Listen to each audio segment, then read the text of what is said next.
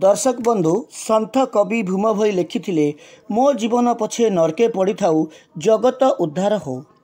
सन्थ कवि भीम भोईंकर एही कथाटी पिलाटी बेलू तांको जीवन उपरे प्रभाव पकाइथिला।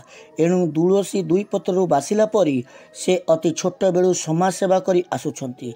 से आउ केही नुहंती, से होउछंती कटक ओडिया बजार अंचलर युव समाजसेवी श्री सत्यव्रत साहू। निज जीवन में जेतिकी रोजगार करिसेंती ताठारु अधिक दान धर्म और समाज सेवारे खर्च करिसेंती।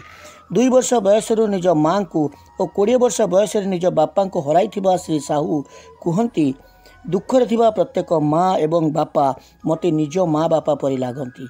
एणु गत 20 तारिख में स्वप्न फाउंडेशन वृद्धाश्रम को जाइथुआ बेले समस्त वृद्ध और वृद्धा पाद छि नमस्कार हेबा सह सेमानंको आशीर्वाद नैथिले।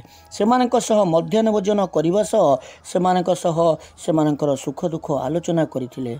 सेमानंको दुख देखि कांदी पकाइथिले। निज बापांकर 5 भौणी रे से एकमात्र पुत्र संतान।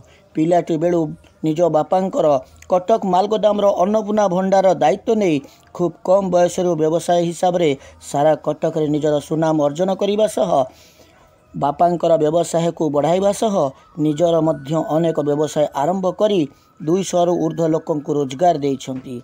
विशेष करी कटकर विभिन्न जगार 10टी रुटी कंपानी तैयारी करी मेसीन बसाई 100 रु ऊर्ध्व महिला को आत्मनिर्भरशील कराइछंती।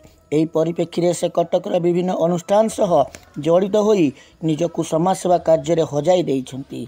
गोटे गरीब असहाय लोक को देखिले तार कौन दरकार संगे संगे किनि दियंती। निज रोटी कंपानी रो प्रत्येक दिन राति रे 500 रु ऊर्ध्व गाई मानक खाइबा को दियंती।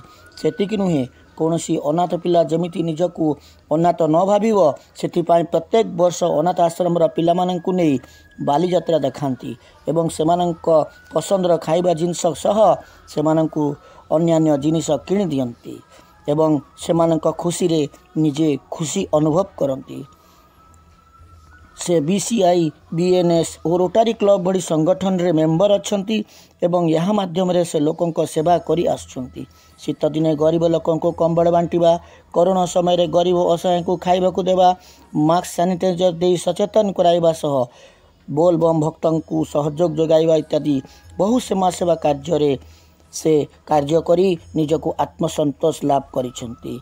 तांकर चलापथ कुसुमित हो यह ठाकुर निकट में प्रार्थना करने सह यही भली जड़े समाजसेवी को टाइम्स न्यूज इंडिया सच की आवाज साल्यूट करुच्ची। Cuttack city Mirza Rizwan Beg, Times News India सच की आवाज।